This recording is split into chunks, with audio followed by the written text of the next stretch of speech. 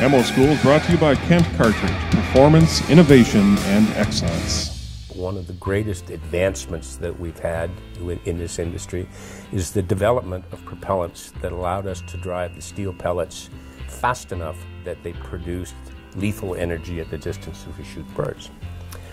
Unfortunately, what has resulted from that is that we've developed this fixation on velocity, and that if some is good, more is obviously better. The steel pellets lose their velocity in a non-linear ratio to what their muzzle velocity is. Essentially speaking, the faster you drive a steel pellet, the quicker it loses its velocity. Where that becomes somewhat important is that oftentimes once you exceed a certain velocity threshold, you sometimes get results where the patterns aren't as effective as what you'd hope they'd be. Obviously, with additional velocity comes additional recoil. Put it this way, if you start off two shotgun cartridges, one at 1,500 feet a second and one at 1,700 feet a second, shot out of identical guns under identical conditions, same day, same circumstances.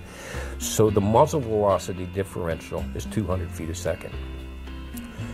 With a number 2 pellet, number 2 steel pellet, what do you think the velocity differential is at 40 yards? Most people, I believe, if you asked, would say, well, it's 200 feet per second, yeah. 63. Again, we get back to that recoil and noise consideration.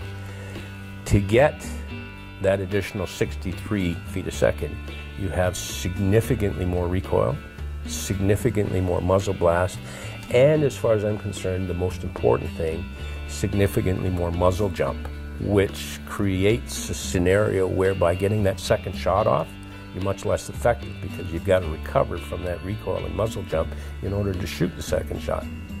So you've taken on a whole lot of negative to get 63 feet a second positive at the distance you're actually shooting. And at the end of the day, what does that actually matter in terms of hitting power?